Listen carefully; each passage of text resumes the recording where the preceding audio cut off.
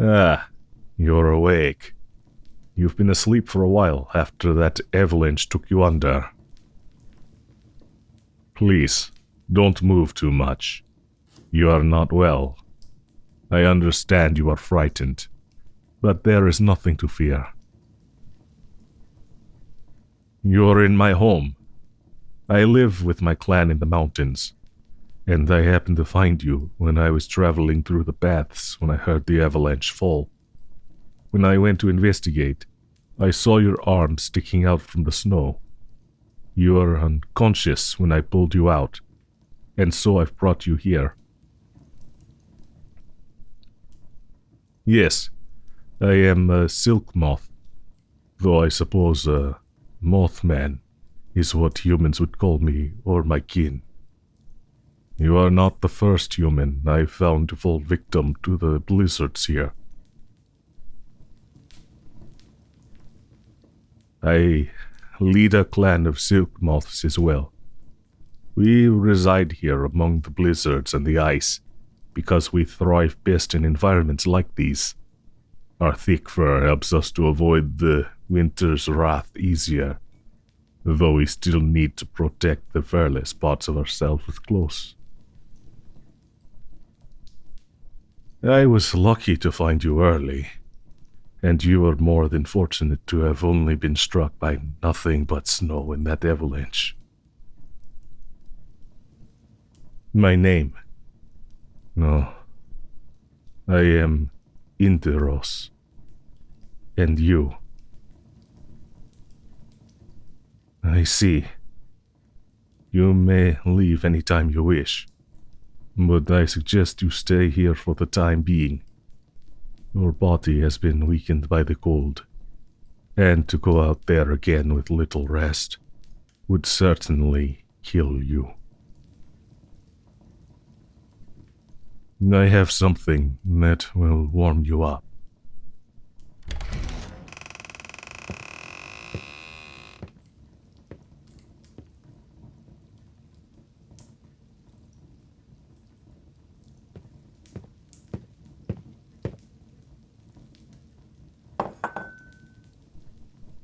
Here, this is jasmine tea. Your body is already beginning to warm up. Good. Good.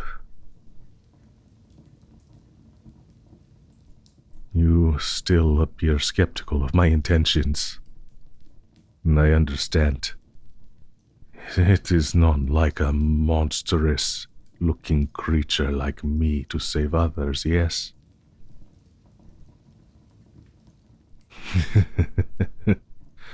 I jest. I know you do not think of me in that way. I regularly patrol the mountains with some of my fellow moth folk. We have learned that humans like you have enjoyed scaling up to the summit, but we believe you aren't too aware of the dangers here. Even if you are, you've proven yourself to have the will to dive into the maw of danger time and time again.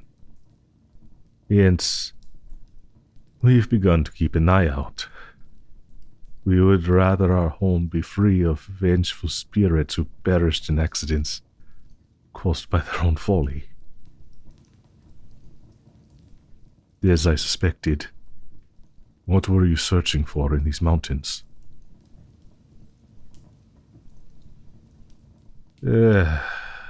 Fame and glory. Yes. Yes. A tale I've heard many, many times. Humans endlessly seek the glamour of renown in their short lives, all for it to go down the grave with their corpse in the end. While I have saved many humans, I've fought an equal number that lost their way here, who carried that wish of prominence. I've had to draw my blade upon their necks after they threatened my life for the sake of that unreachable dream. Such a shame, really. I can sympathize with the wish to be known, though. Between those layers of grandiose displays to draw eyes upon them, within it all, there's simply the raw desire to be seen. I have felt that pull myself, that hunger to be glorified, to be desired, to be admired, to be loved. But I know better. It is only natural to long for the verbal embrace of others.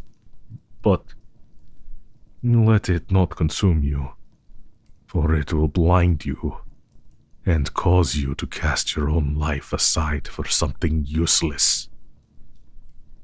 So let me give you this advice, my dear. Cherish the dull life you have now. There is nothing kinder the universe could offer you than a quiet existence.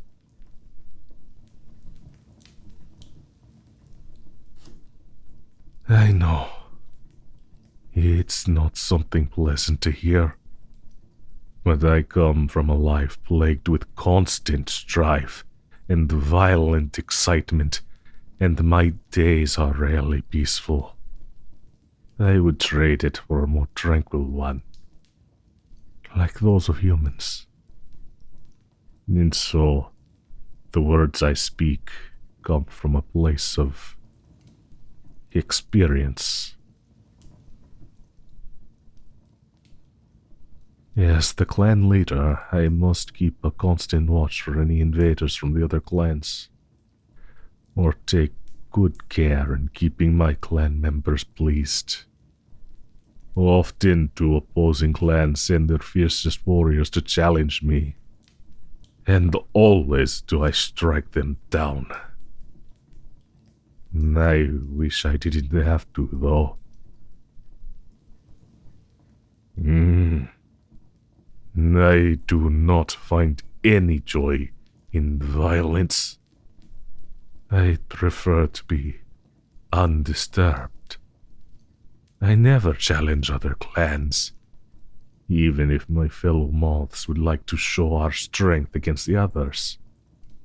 What use is there provoking unneeded conflict? The other clans only attack us because they wish for my death. My father was a prominent warrior among the insect folk, and I suppose you could say, blessed with strength that surpassed his. No, he is not something I find pride in. I've lived my years hunted by other clans since I was a boy. Their arrows followed me in swarms, and it was common for my life to be endangered. It only began to lessen once I could defend myself properly, and they learned to stay away. Though it never made them stop. You do not have to be sorry. It is a life I've grown used to.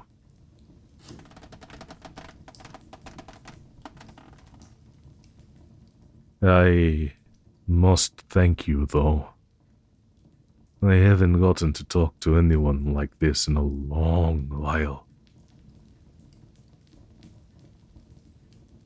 You'll likely find me terrifying, but it is not something I am a stranger to.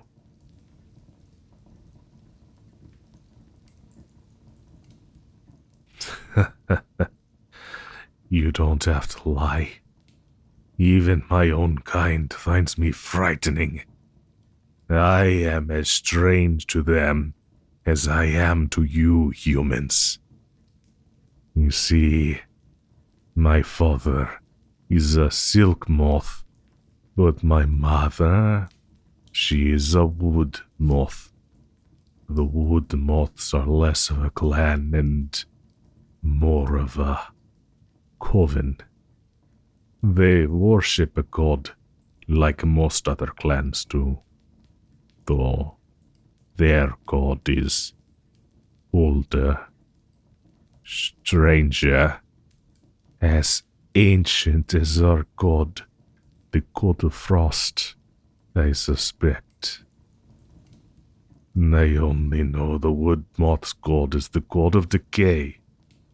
Even I struggle to grasp its oldest name.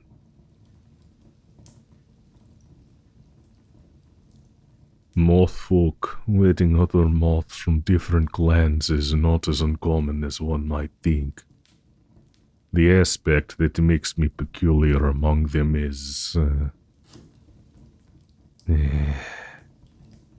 my clan is not an exception from being zealous in our worship of gods.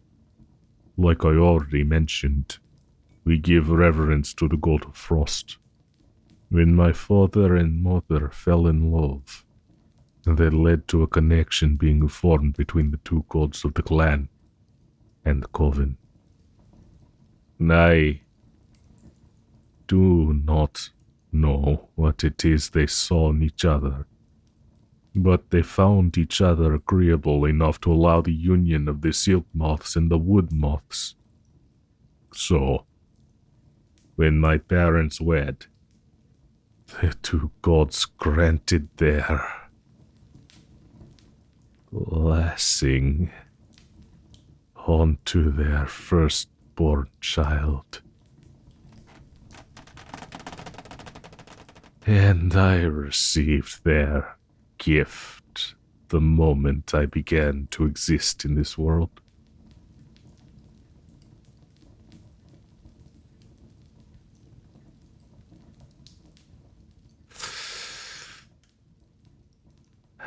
The blessing in question, the power only entities such as they could grant, a strength that could shatter mountains and fell all that opposed me. With their magic, I could harness the wild voices of the blizzard winds and bring decay upon anything I wish to tear apart at. But they left me with a curse. They used the power they gave me to imprint their voices in my head. Even now, they influence my thoughts because they want to exist in this world. Those two old gods, they are endlessly fickle, even to their own followers. But even they must obey the laws that bind them in place.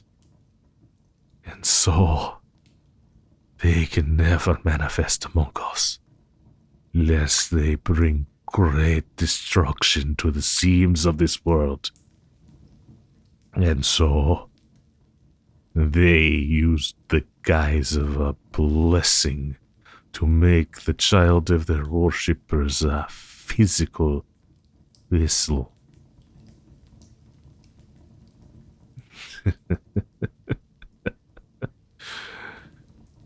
It's a bit sad, isn't it? No, it's okay. I was upset when I found out. How could I have not been? To find out that you are merely something intended to be used like a weapon. It shatters your will to dream. But I lived. I learned how to work through it all. I'm still alive. And perhaps that's what matters the most.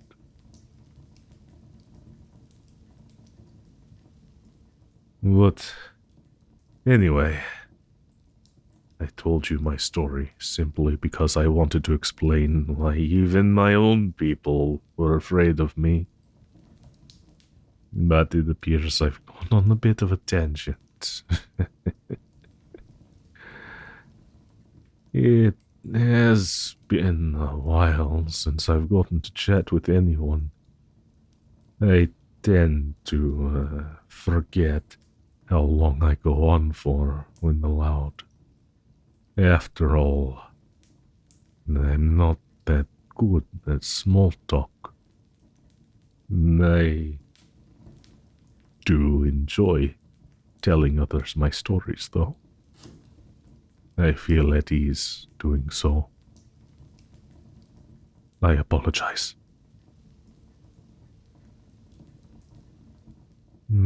How are you feeling?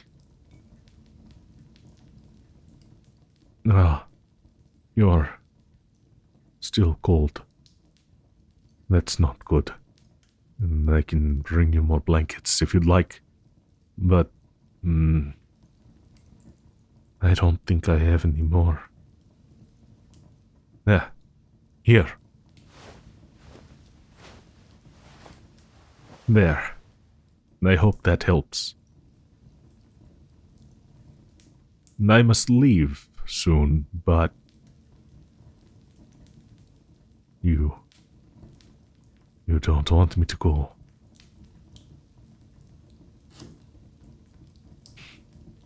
Very well. I shall stay with you, if it pleases you. I suppose leaving you alone wouldn't be a good choice either.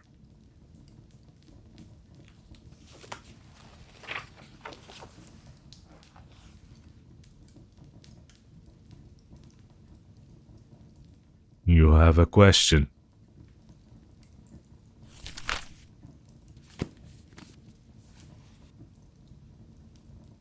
Oh, I do have a mouth. I believe it was taught to you that some moths do not have mouths, but our kind evolved to have one after our forms became more than simple, bumbling creatures. It's right. Here.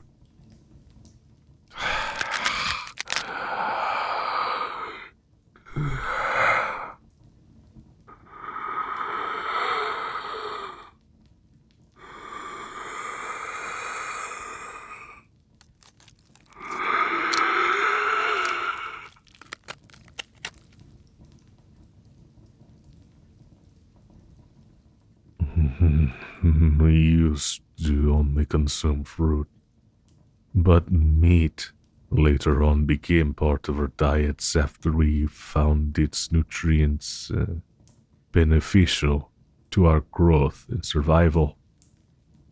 We also trade with neighboring or allied clans.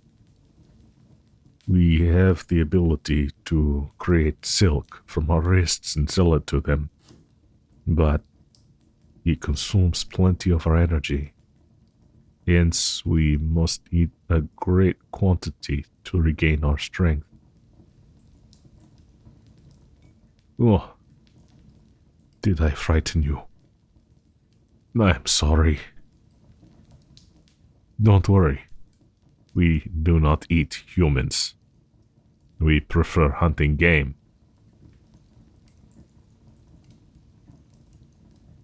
If you are hungry, I could cook something for you. I learned how to cook at a very young age. It's a necessary skill to survive. I have found the time to learn beyond the basics as well. So perhaps I could make you something appetizing. Later. Very well. For now, I suppose it's best for you to rest. My fur. Oh, you want to touch it? I suppose you can.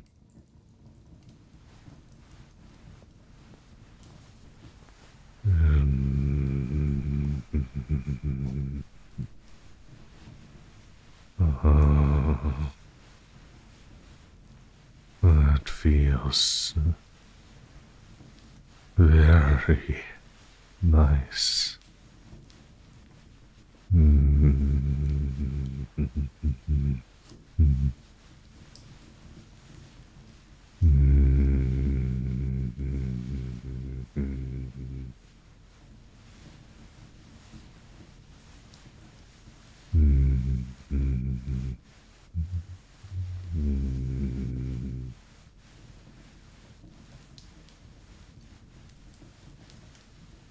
That felt very nice. I have never had anyone ask to feel my fur.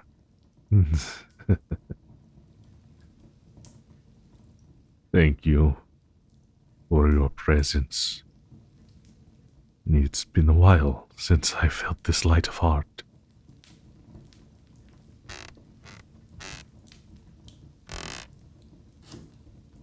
To be frank, I don't talk with many people, even those within my clan. They're scared of me, and I understand why. But the lack of connection has become so normal to me that I inadvertently isolate myself from others. I don't think about it very often. I try not to. But inevitably, I notice that loneliness, that deep, quiet gnawing and clawing inside of my body, my bones and my blood. I feel it in my head, in my chest, in my hands and in my heart. Everywhere I'm alive, it will follow and flow. That is where I feel that pull, that hunger to be glorified, to be desired, to be admired, to be loved. And sometimes I wish I didn't know any better.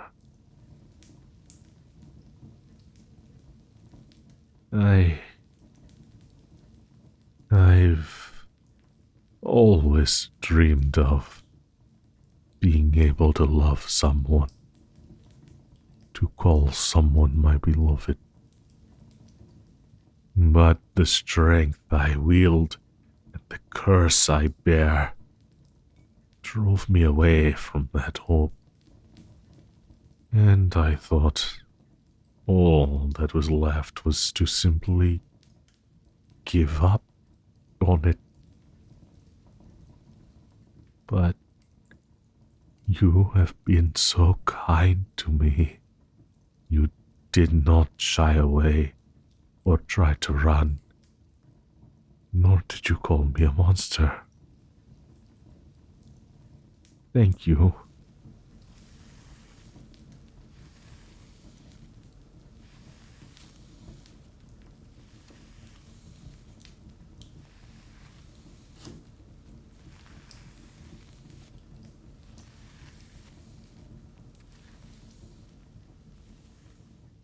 How long do you plan to stay here?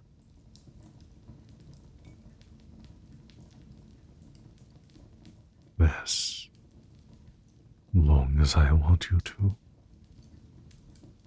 No, my dear. I'd wish you could stay forever then.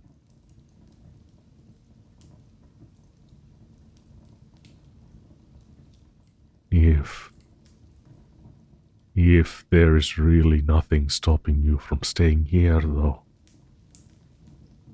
would you?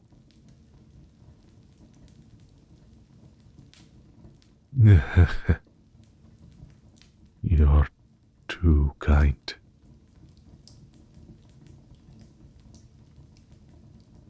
I want to know,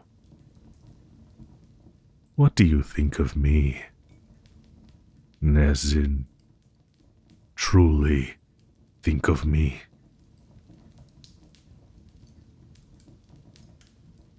Oh, oh, do you truly mean those words?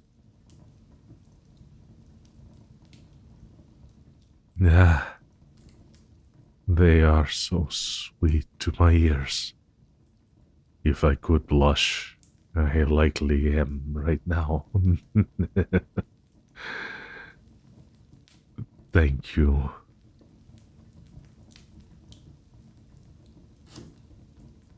Well, I think you are absolutely wonderful.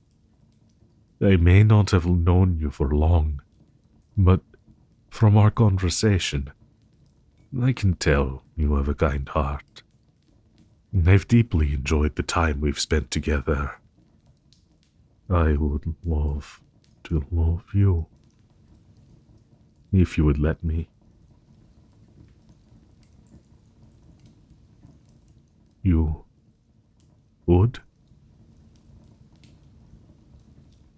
Oh, thank you so much.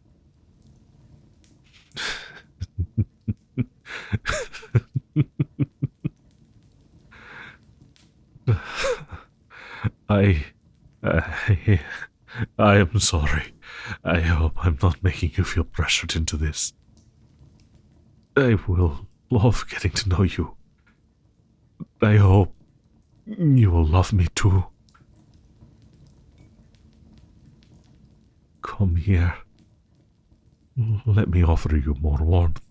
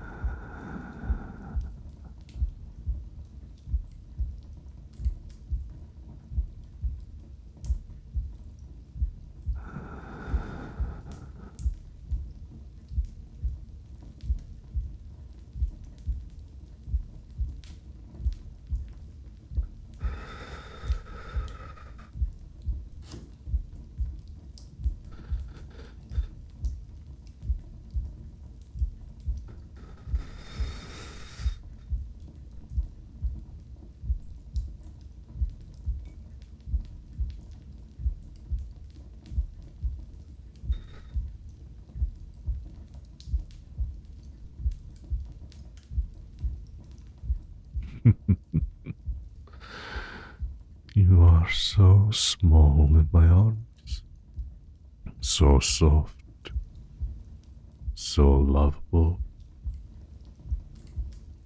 I could hold you forever. Are you tired? No, that's okay. You can rest, and I will be here. Close your weary eyes. Good night, my love.